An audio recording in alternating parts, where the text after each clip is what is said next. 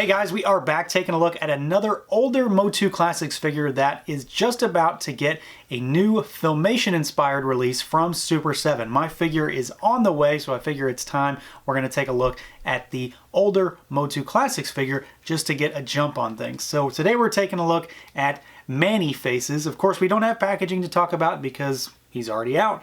He came in that same standard packaging we've seen for years and years, the big bubble and the Grayskull bricks. So let's just get right to it and take a look at him. All right, guys, here we go. We got Man-E-Faces on deck. And if you aren't aware, but you probably are aware, Man-E-Faces, the name is clearly a play on words. Man-E-Faces because he has many faces. So we're going to get that out of the way and let's go ahead and take a look at Articulation. See how this guy moves around. You're probably not going to be too surprised by how he moves, but we have to do it anyway. So starting at the head, that might be the one thing that's not necessarily normal, and it all comes down to the fact that he has this giant robo head on his shoulders. You can spin it around just a little bit, but that's about it. And then you can rotate the arms out, swivel them, bicep swivel, single jointed elbow, wrist rotation. You've got a crunch, you've got a waist twist.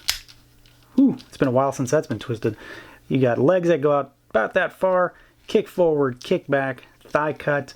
We've got a single jointed knee, and then we have got a hinge, and you can slightly bobble that. It's not really a rocker, and down at the ankle. So he has your standard quote-unquote Masters of the Universe Classics articulation, unless you want to count the quote-unquote action features. So, you can swivel the head inside.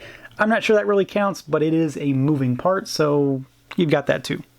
Now, as far as how this guy looks, there was, way back whenever he came out, there was a poll to determine how he was actually going to look. Was it going to be more like the vintage toy? Was it going to be more like the cross-sell art on the vintage toys? Or was it going to be a combination of both? If I remember correctly, the result was that he was going to be a combination of both things because he looked really different in terms of toy versus artwork, and then of course versus the animation, but that wasn't really taken into consideration. And ultimately what we really get is something that's pretty close to the cross-sell art for the most part. He has a lot of reuse on him, a lot of trap jaw from the waist down. He's got trap jaw's left arm, for example, stuff like that. And he looks pretty good for all intents and purposes. The vintage toy had a lot of orange on him, very much made him look unhuman in terms of, the fleshy parts of him. So we've got flesh tone body with a bunch of blue and purple. I do think that the reuse is pretty well done. It makes him look robotic from the waist down. He definitely doesn't look 100% human. I mean, he's obviously not, but he definitely looks like something else is going on with his body in general. And then he has all of these tubes that go all over his body that lead up to the helmet. And I like the helmet design. I think it works really, really well. The action feature that they've included, to swivel the faces, works exceptionally well. The exchanging of this face for the quote-unquote secret accessory also works really well because you can just pop this whole thing right off. So it's not on a ball peg or anything. That's also why he has no real bobble action or anything. It's a straight peg that actually rotates in there. So that's a good working piece of equipment there as far as the action feature goes, and we'll talk about it more in a second. But as far as the overall sculpting on here goes, I think he looks pretty solid. It's very much a Man-E-Faces design, despite the fact that we have, clear parts reused. Paint on this guy is really clean. I don't have any real issues to speak of. It's mostly just blues and purples, and then there is a little bit of metallic blue embellishment here and there, like this little bulb right here, and then on the mask in this little spot right here, and then back here on the back of whatever this thing is, I don't know. And, other little parts are painted as well. So we've got, painted thighs and things like that where the plastic needs to be painted. But I think his overall look is pretty solid. But of course we need to talk about, the big deal. So this is his current standard face. That's the man in Man-E-Faces.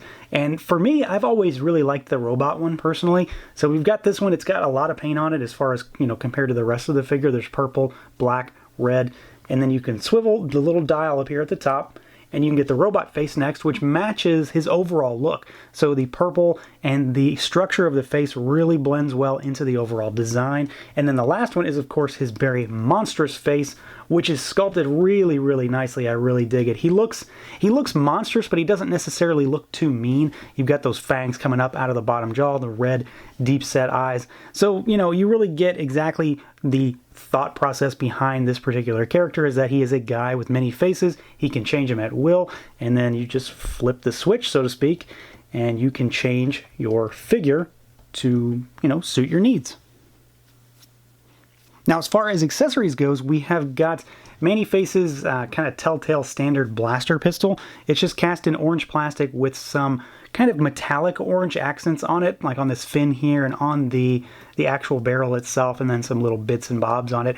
This is similar to what he had in the vintage toy, but this isn't the only thing he comes with, and personally, I could, take or leave this gun. It's kind of a standard generic Eternian style gun, really, if you want to talk about it in that way. The big thing, at least for me, and it's something I don't really use, but I always thought it was a cool accessory, was the added bonus thing that they included that they didn't necessarily spell out before the figure came out. So if you pop the head off, you can then take the little dial off. So the dial pops out and the head pops out. So, there's our heads. We've got the human, we've got the monster, and then we've got the robot right there. But they included another little bonus item, and it is an extra head. So you can pop this onto the figure, put the helmet back on him, pop the dial in, and right now, he's got Skeletor's face. Turn it, and he's got He-Man's face. And the one that, on the off chance I ever do use this, you get Orko's face, which is just the best, because this looks absolutely absurd. So I really like this little bonus accessory.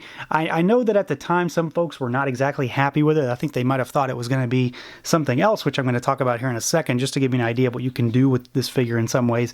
But I really thought this was a cool idea. It's fun, it's goofy. You can't use it when you're using the regular face, but if you want to play around with something, then this is a fun, easy way you can change a Motu figure. Now, what you can do if you have the weapons rack, though, is, give him some of the weapons from the rack. Because in the 80s, there was a promotion to get Man-E-Faces with a bunch of red weapons. And it was basically the stuff that comes with the weapons rack. And he was called, people called him Man-E-Weapons because he came with so much stuff. So you can give him stuff like this. And I think a lot of people wanted him to come with stuff like this. The problem, though, is that he doesn't really hold much too well. You can't really do much. He has Trapjaw's left arm, which means he has Trapjaw's open left hand. He doesn't hold a great deal of stuff. So this is a fun thing to try, but he doesn't hold things all that well. So you have to position him accordingly. But you can make your Man-E-Weapons if you have both things. So there you go, guys. A quick look at Man-E-Faces from the Motu Classics line. This is a pretty fun figure. Man-E-Faces has never been a character I've really, truly cared a great deal about. He's got a fun thing about him with the faces, and he has an interesting design, and I like the contrasting colors with the blue and the purple. I really like the added bonus head when it comes to this figure, though. It's something fun and goofy, and that really gets me when it comes to some of the weird stuff they include with this line. That said, it's a fun figure no matter what. There's no real issues with him as far as I'm concerned. He moves as well as you would expect. The action feature works perfectly, and it's a good, solid classics interpretation of a fan favorite Motu character, so you can't really go wrong with the guy. So that's going to do it for this look at the Masters of the Universe Classics Man-E-Faces from Mattel. Let me know what you guys think. Feel free to like, comment, subscribe, and share, and until next time.